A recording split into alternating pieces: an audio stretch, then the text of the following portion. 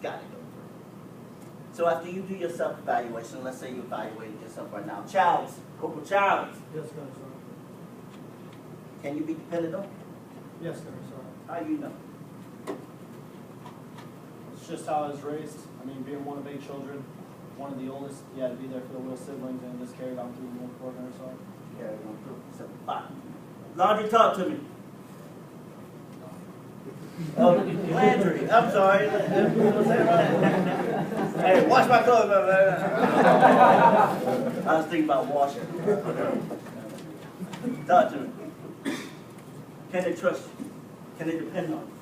What about you? Yes, sir. How? Why? I've already been in charge of the mountain range for the last year and a half. Even as a last couple hours, so sergeant filling in my office. So I've already been through, you know, some of the tough times in my office, taking care of mountain range. So I've taken through some tough times. So what you say? Experience. You had some experience. Come on, talk to me there. Shit, I need my glass. Edmund? Talk to me, Hawkwood. I did like to be depended on, to be trusted. Almost every day I'm close to every Marine that wants to talk to me back in regards that there's a problem back home. We want someone just to talk to, and I'm not just a corporal of the bar quarters. I'm close. I'm back there, mentor, and back there. Hey, Rap. Craps! Talk to me. Oh, I'm cross-eyed. I told you that before. Smith this morning. Oh, shit. And why y'all gotta sit right behind each other? Now my eyes are really fucked up now. Shit. I told you. Oh, hold on. Smith, hold on. Give me a second. I told you I got a lazy eye, right? Yes, sir. God damn it, it's true. So I think I was looking at her, but maybe I was looking at, was I looking at you, man? This shit is like, that shit is going this way, but I'm standing in front of you, motherfucker. Answer up. Let's go. Come on, Smith. Tell me, can I trust you? I feel like I can be trusted and depended on. I am the oldest of the younger siblings, so I'm just like what was I carried on like you. I grew up at the age of 9, so I was already making problems at that time. And I don't like seeing people going through issues. I grew up with my best friend going through a lot of issues, and I took her issues upon myself to help solve them. And that's the worst thing that you can have is watching them suffer silently. So, and I don't want to see that happen to people. There's no reason for anyone to feel like they're by themselves or alone in this world, because you're there to help them. You're there to mentor them. You're there to lead them and show them ways. So that's just how I see it. There is no reason for anyone to feel like they're alone. Rough. All right, who's gonna talk to me next there? Let's going back here. Come on, talk to me there, Hersing. All right, you there, boy. Come on, Huckle. Gunnery Sergeant? Yes. I was reliable and dependable before the Marine Corps. I've been reliable and dependable in the Marine Corps. Yeah. God damn it, I'll be reliable and dependable after the Marine Corps. All right, no, we got all these goddamn lies in here. Give me somebody who didn't really have it. Is there somebody in here that really didn't have it when they first came in the Corps? Is there one that's being honest? Oh, that can be honest. I'm not saying y'all not being honest, but is there somebody in here that really didn't have it all together yet? Come on, talk to me, buddy. Sir, no, when I first came to Brooklyn, I was rock. Okay. Pretty stupid, always mess things up. But after about 3.5 years, I learned a lot. Was there somebody that helped you out? Or did you do it on your own? Yes, myself. Okay. Watch it. Anybody else want to share the story? Come on, talk to me, Mark. Morning, Gunner Sergeant. Morning. My first 2 years in the DMB was not the best of times, but after long talks with my staff NCOs, some of my NCOs as well, I figured out that the more you help yourself, the more you can help others. But you got to take care of yourself first. If you're not taking care of the person that's standing you back in the mirror, how can you expect somebody else to take care of you? Exactly. And how can you take care of somebody else after that? Exactly. Sounds good. Come on, talk to me, hardcore. Come. Let's go, warrior. The problem that I had is I waited for somebody to spur me away. You know, I don't really seek self-improvement, you know, and you know, after a while, like, start realizing, well, I got to do it myself, you know, seek self-improvement. So I really like evaluated myself, and I said, yeah, I really need to help myself, before I can help somebody else. So, if I had to work on stuff, I would stay there after hours. So I got it done, and try to just perfect it to the best of my ability. And so, You brought me something, Costa, that I almost looked over. And I'm glad that you said what you said. And I'm glad that you stood up, and I appreciate it because I almost overlooked it. But since you said it, I'm back in the groove. You have to learn to lead, right? Sometimes you have to learn to lead. And you have to take the dedicated effort and some motivation to do it.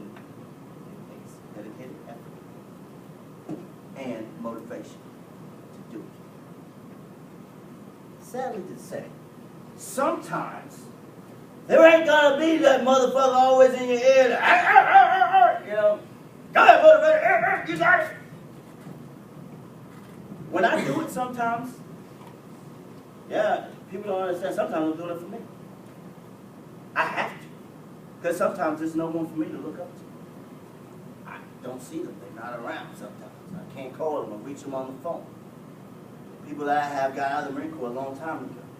Sometimes you're going to feel like you're by yourself because the things and the fights that you seem or deem necessary to fight, other motherfuckers don't give a shit about. Because, hey, they where they want to be right now. But my concern is, what about them? What about the guys that are coming behind them? What about the next leaders that's coming up in the Corps? Don't we got to take care of them too? It's important to take care of yourself. Make sure you take care of yourself. Very important. Don't think I'm knocking it. You got to take care of yourself. You can't do shit unless you take care of yourself first. Get your shit together, and then you start rolling to help other people out. But along the way, while you're fixing yourself, you can also still help people out. Remember, there's always somebody worse off than you are. All right? Always remember that. Never forget that. I want to take this moment to talk about this band that I'm wearing on my wrist. Everybody know what this is? Two of my dearest friends. Sergeant Clay. Sergeant Clay I served with at the Pentagon. And Sergeant Clay was a grunt. I'm artillery. However, we both got selected to work at the Pentagon for a year. Sergeant Clay was a weapons expert. I mean a weapons expert. Nobody. I've never seen anybody take apart, put together weapons like he does. I've never seen some of the shit, done like he does. The way that he talked, we kind of talked the same. I always hung around people that were like me. And then people that wasn't like me, I tried to get them pumped up and motivated so we could chill. Because I got to be like-minded people. People that want to move forward, people that also want to take care of people on the way out. So, Sergeant Clay went to Iraq. What happened was, I don't even know if this is classified or not, but that comes around once every 3 years for Marines. They pick one gunnery sergeant, they pick 5 staff sergeants, they pick 10 sergeants out of the whole Marine Corps. I turned the job down twice. I was guarding the embassy in Holland at the time. I turned the job down twice. They came back to me. It was first the colonel that came and talked to me, and then it was a Lieutenant General Shea, called me up on the phone and said, "Hey, listen, warrior, do you understand what you're giving up right now?" I said, "Sir, I really don't want to do personal security anymore. It's not my thing." He said, "Hey, listen, we pick one gunner, we pick 5 staff sergeants, we pick 10 sergeants out of the whole Marine Corps, and your name keeps coming up. Sometimes you don't know your self-value." That's what I want to say. Sometimes you don't know your self-value, but other people see it in you. So needless to say, I took the job.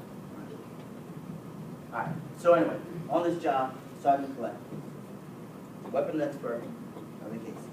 Well, Sergeant Clay has a negligent discharge as he's taking weapon apart. And I always just be like, damn, amazing One click, boom, goes off. It's never happened inside the Pentagon. Freaking. The next day, he's packed. And his family is on their way out. Needless to say, we only live about a month and a half. I thought that he was the perfect guy to have here because he was just great at what he did. His attitude, everything about him was just perfect. But he was a grunt. He loved to be a grunt anyway, so he's like, fuck this shit, bro. That's what I do. Well, went down to Iraq, and I swear it must have been 2 months. Maybe he was gone. He left, and then it was like a month. He got deployed, and this was like his third time. We went, and wound up going into a building, and of course, it was,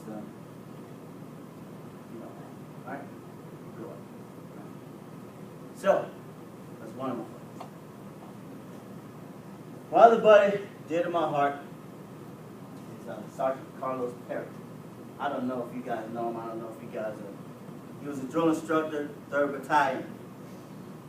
Anybody 3rd Battalion in here? No. Cute. Dark-skinned Marine, very tall, disciplined, talk like this all the time before he was a drill instructor. We grew up together 5 years in the Corps. Did a stint in Iraq. And then while I was in Afghanistan, like on Facebook, on Facebook is a motherfucker, right? We were on Facebook and I saw all this shit. I see my boy's picture up there and I see all the drill instructors chilling, whatever the case is. Rest in peace, P. Love you, man. The fuck is this? The fuck's this bullshit? The fuck is going on here? Now, mind you, me and Perry grew up as sergeants together.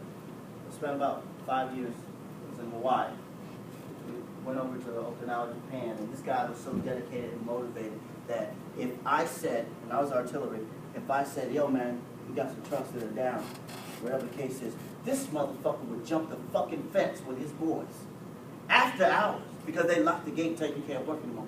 Jump the fucking fence, and you hear them turning fucking wrenches. Dedication to the job, to the mission. That's the type of dude I'm talking about. The guy that you could always count on and depend on, which nobody, but his name is on it, it's sealed, it's delivered. I have in my career dedicated myself to, because